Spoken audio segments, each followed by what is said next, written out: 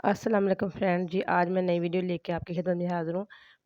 आज मैं जिनूम 8200 मशीन के साथ मोती पिको करूँगी आपके सामने। ये देखिए, मैंने पहले अपने दुपट्टे पे कर रखी है।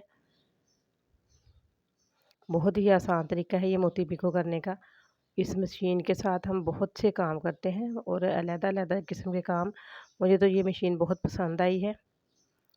जी फ्रेंड, ये देखिए कितनी नीट क्लीन मैंने पिको गर्मी कर ली है।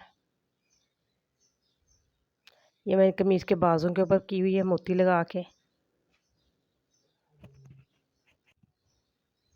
है, ये मैंने कमीज़ के बाज़ू पे की हुई है। ये वाले मोती हैं, ये मैंने पूरा पैकेट लिया था और इसमें तकरीबन 3 से 4 दुपट्टों के ऊपर लग जाते हैं और कमीज़ के ऊपर भी लग जाते हैं साथ में ही। ये बहुत सस्ता मिल जाता है, कहीं भी लेस वाली जो शॉप है ना, वहाँ से हमें बहुत ही सस्ता मिल जाता है। तकरीबन ये 300 रुपए में ये पूरा वाला जो पत्ता आपको न दिखाई दे रहा है, ये मिल जाता है। ये कमीज़ के एक दामन पे मैंने पिको कर रखी है मोतियों वाली और दूसरे दामन पे मैं अभी आपके साथ शेयर करूँगी। ये मैंने कमीज़ के नीचे वाली साइड पे मैंने ना लेस लगा रखी है, ये देखें। और लेस बिल्कुल फैब्रिक के साथ मिला के लगाई है मैंने। ये कमीज़ का मैंने दूसरा दामन ले लिया है, अब इसको ज़रा भी रेडी नहीं किया। ये देखें, इस तरह इसको फ़ोल्ड करके इसको पहले मशीन के साथ सिलाइयाँ लगा लेंगे। अगर आप सिलाइयाँ नहीं पसंद करते तो आप तरपाई भी कर सकते हैं, लेकिन मैं तो सिलाई लगाने लगी हूँ। ये फ्रेंड, ये देखिए, इधर मैं किनारे-किनारे पे सिलाई लगाऊँगी इसके, ताकि ये फ़ोल्डिंग में आ जाए। बिल्कुल इसको रेडी कर लेना है हमने कमीज़ को पहले स्टिच करके। ये मैंने पी फुट ले लिया है, इसके ऊपर जो नंबर लिखा है वो पी है। ये देखिए, पी फुट ले लिया, इसको पिको वाला फुट भी कहते हैं। बोबन के अंदर मैंने पहले से जो है ना थ्रेड यानी कि भर रखा है। ये मैं पिको तिल्ले वाली जो है ना रील मैंने वो ली है धागा, तिल्ला है मल्टी शेड में, क्योंकि जो मोती हैं वो भी मल्टी शेड में है और मैंने इसके साथ तिल्ला यूज़ करना है, वो भी मल्टी शेड में है। फिर मैंने इसको ऑन कर लिया मशीन को और इसके नीचे फुट भी लगा लिया। ये रेड सा बटन है मशीन के पीछे, फुट के पास इसको दबाएँगे हम, दबा के तो पहला फुट रेज़ कर देंगे, दूसरा फुट लगाएँगे। फ्रेंड, ये देखें, ये 4 नंबर जो है ना, 4 नंबर की मैं यहाँ पे इनके रेडी कर रही हूँ पिको के लिए। ये ज़िग-ज़ैग सी बनी हुई है, आपको दिखाई दे रही। मैंने 4 नंबर सेट कर लिया है और फिर मैं इसके ऊपर पिको करूँगी। ये थोड़ी-सी लड़ी जो है ना मोती की, वो मैंने बढ़ा के रखी है पीछे वाली साइड पे। यानी कि फुट की जो बैक साइड है, उस साइड पे मैंने थोड़ी-सी मोती की लड़ी बढ़ा के रखी है, ताकि अच्छे से सिलाई में आ सके और हम आगे से पकड़ के इसको हल्का-सा खींच भी सकें। स्टार्टिंग में इसको लाज़मी खींचेंगे, अगर नहीं खींचेंगे तो ये लड़ी आगे नहीं जाएगी।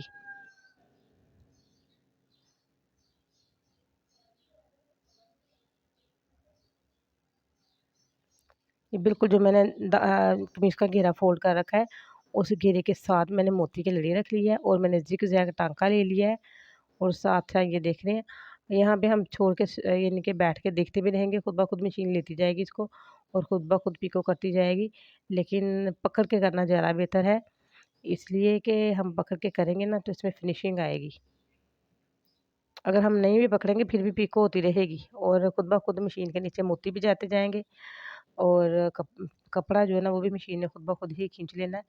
लेकिन पकड़ के करेंगे तो ज़्यादा बेहतर रहेगा, इसलिए कि इसमें खूबसूरती में इज़ाफ़ा हो जाएगा। मल्टी कलर के मोतियों के साथ मल्टी कलर का मैंने धागा यूज़ किया है, बहुत ही अच्छी यानी कि लगा मुझे ये। दुपट्टे भी कर रखी है मैंने, कमीज़ के बाजुओं पे भी की हुई है और मैंने एक कमीज़ की एक साइड के जो चाक है ना, उन चाक के ऊपर भी की हुई है। ये देखिए फ्रेंड, ये चाक का यहाँ पे आ गया, हम यहाँ पे बिल्कुल नीचे लेके आएँगे हम। इसको हम कट नहीं करेंगे यहाँ से, नीचे सीधा-सीधा जाता जाएगा ताकि इसमें मज़बूती आ जाए। ये देखिए, यहाँ पे आके मैंने मशीन का जो टाँका है ना, बिल्कुल इसको मैंने स्लो कर लिया है। जो मशीन की चाल है उसको मैंने बिल्कुल हल्का कर लिया है, ये देखें, ताकि यहाँ पे खूबसूरती आ सके।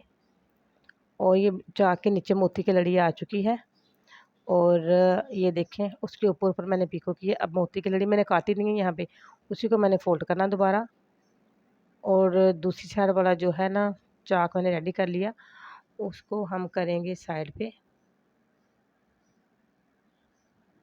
बस यहाँ से जहाँ पे हमने कोना बनाना है, यहाँ से हमें थोड़ी-सी एहतियात की ज़रूरत है, अदरवाइज़ कहीं भी यानी कि परेशानी की ज़रूरत नहीं, बहुत आसानी के साथ ये काम होता जाएगा। यहाँ कॉर्नर बनाने के लिए हमें यहाँ पे थोड़ी-सी मेहनत की ज़रूरत है और बिल्कुल स्लो जो स्पीड है मैंने मशीन की वो की है, बिल्कुल ज़ीरो पे।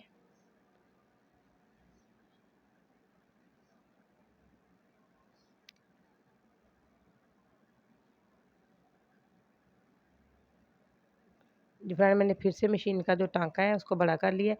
इसकी स्पीड मैंने यानी कि तेज़ कर ली है। ये देखिए टांके को बड़ा नहीं किया, इसकी स्पीड को मैंने तेज़ कर लिया मशीन की।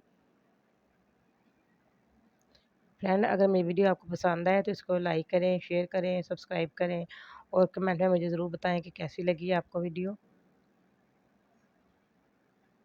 वीडियो देखने का बहुत शुक्रिया।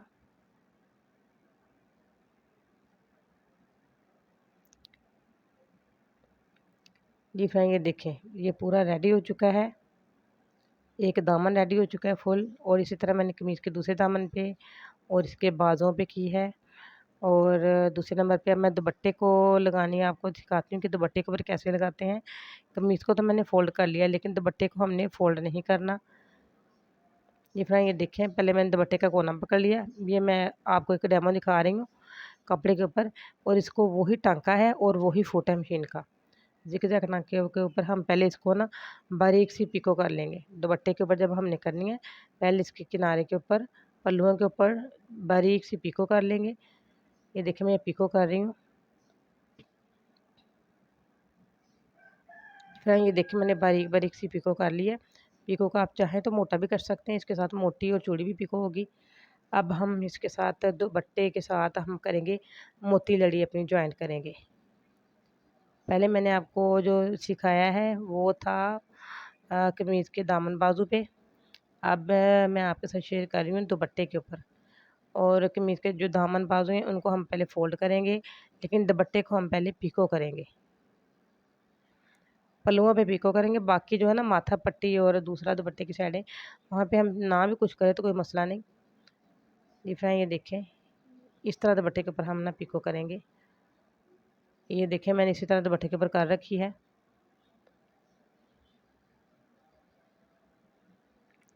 Thanks for watching. इसी के साथ मैं इजाज़त चाहती हूँ। अपना ख्याल रखिएगा, दुआ में याद रखिएगा और बेल आइकन का बटन को ज़रूर प्रेस करें। अल्लाह हाफ़िज़।